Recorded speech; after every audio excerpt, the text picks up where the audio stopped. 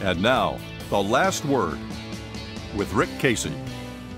When it comes to investigating killings by police officers, like the ones in Ferguson and Staten Island that have provoked nationwide protest, Seattle does it right, and it makes little difference. As we have repeatedly experienced in Texas, killings at the hands of police are, with rare exceptions, investigated by the police forces themselves. The results are turned over to the district attorney, who presents them in secret to a grand jury, and the grand jury almost never indicts an officer. Grand juries were designed by the English as a check on the power of sheriffs and prosecutors, but with their subservient place in the law enforcement establishment and their secrecy, they are not a good device for fomenting confidence in that very law enforcement establishment. Here's how Seattle does it better. Every killing done at the hands of or in the custody of a peace officer goes to an inquest before going to a grand jury. This is a proceeding in open court, usually within 2 months of the incident. An assistant district attorney acts in the role of fact finder, not prosecutor. He or she introduces evidence and questions witnesses. In addition to being open to the public, there is one other key difference. Attorneys for both the police union and the dead person's family also get to evaluate the evidence and question witnesses. After a proceeding that can last several days, a 6-person jury retires to answer questions posed by the judge.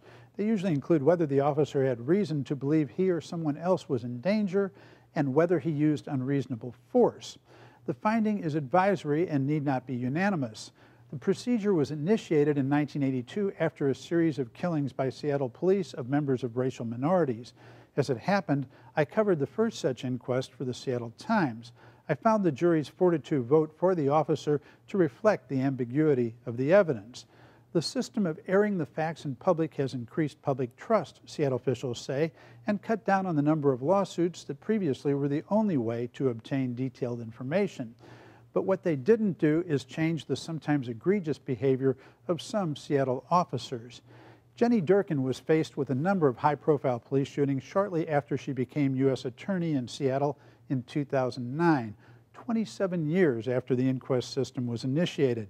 Many of the incidents were caught on tape. Some showed police behavior and language that was overtly racist. One showed an officer shooting a Native American woodcarver just 7 seconds after ordering him to drop his carving knife. Hey! Hey! Hey! Put the knife down! Put the knife down! Put the knife down! It turned out the man was hard of hearing.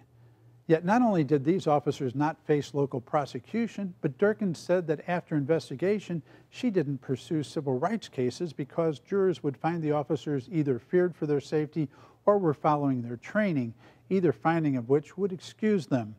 Instead, Durkin led a lengthy investigation that focused not on the individual incidents, but on the behavior of the department as a whole.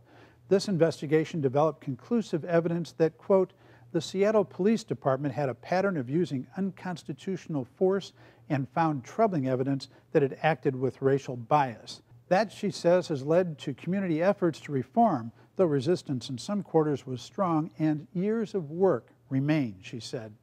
Texas, like the rest of the nation, would benefit from both Seattle's transparency in investigating the individual cases, but even more from a periodic and independent hard look at the broader culture in which those cases arise. And that's it for Texas Week. See you next time.